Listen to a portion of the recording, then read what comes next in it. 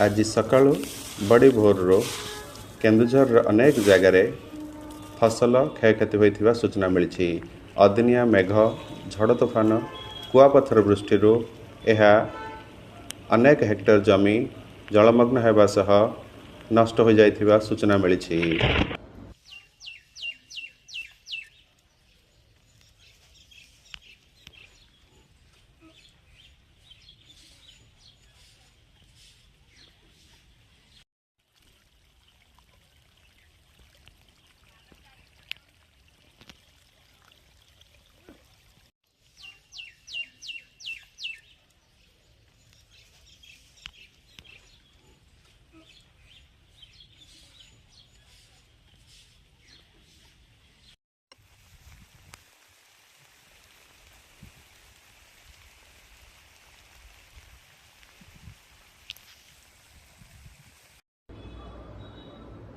केन्दुझर समीक्षा news live.